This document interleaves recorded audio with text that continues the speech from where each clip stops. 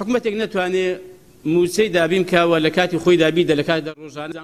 ساڵی ڕابردووی یەکێک لە ئەنگاوە گرنگەکانی فراکسیۆنی کۆمەڵی دادگەری لە پەرلەمانی کوردستان کە بە هاوکاری چەندین فراکسیۆنی دیکە پێی هێستا پرساندنی سەرۆکی حکوومەتی هەرێم و جێگرەکەی و وەزیری دارایی بوو لەسەر کێشەی بڕین و دواخستنی موچەی فەرمانبەران. 20 ملیارەکەی تری پابەندی دارایی هیتی بی تحقیقی مەیدانی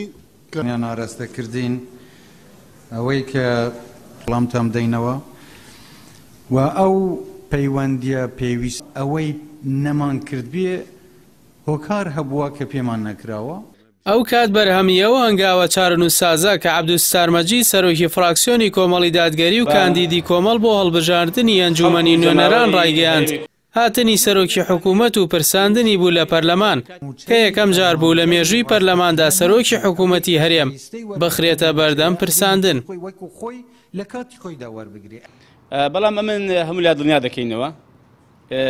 ئێمە ئەوەی کە دەستمان پێکردو بە واژە کۆکردنەوە بۆ پرساندنی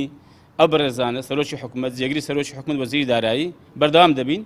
ئێستا ئێمە ئەمڕۆ 21 واژە کۆ بۆتەوە ئومێد دەکەم بەیانی یا ڕۆژەکانی ئایندە ئێمە ژمارەی یاسایی ئیمزای پەرلەمانتاران کۆ بکەینەوە کە 23 ئیمزای پێویستە و دڵنیاشم دەتوانین ئەمە بکەین و ئەگەر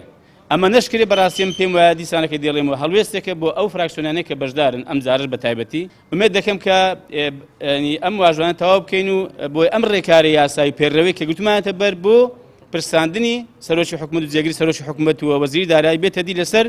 بڕینی نایاسایی 121 موچەی موچەخۆرانی هەرێمی کوردستان کە ئەمە بۆ دووەم جارە ئەم بابەتە حکوومەت هەرێمی کوردستان بڕیاری نایاسایی لێ دەدا. ئێمە بەردەوام دەبین و دڵنیاشتان دەکەمەوە کە بە ئامانج دەگەین.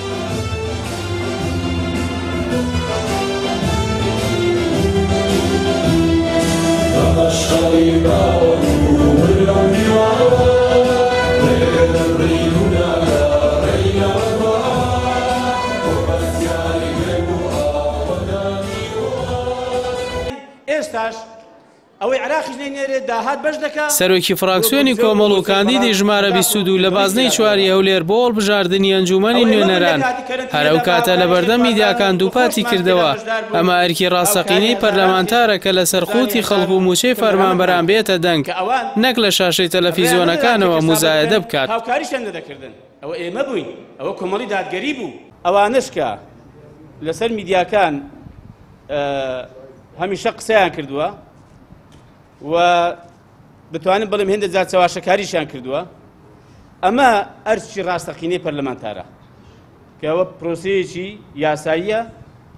و ڕێکارێکی پەیڕەوی بەرامبەر بە حکوومەت بگیرێتە بەر بۆ لێپرسینەوەی بۆ محاسەبەکردنی حکوومەت و ئەومان بەڕاستی پێ دروستە و ئەوەی تر بەڕاستی ئەگەر وا بێ هەر قسەی گەورە کراوە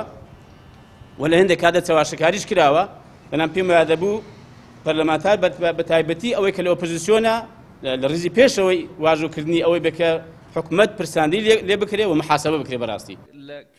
لە خولی پێنجەمی پەرلەمانی کوردستاندا فراکسیۆنی کۆمەڵی دادگەری و سەرۆکەکەی لە چەندین بۆنەوە هەڵوێستدا قسەی خۆیان هەبوو و مانەوەی خۆیان لەبەرەی خەڵکدا دووپات کردوێتەوە کە یەکێک لەوە هەڵوێستە میحوەریانە بۆ یەکەم جار پرساندنی سەرۆکی حکوومەتی هەرێم بوو لە پەرلەمانی کوردستان لەسەر مافێکی ڕەوای خەڵک کە موچە و قوت و گوزەران بوو.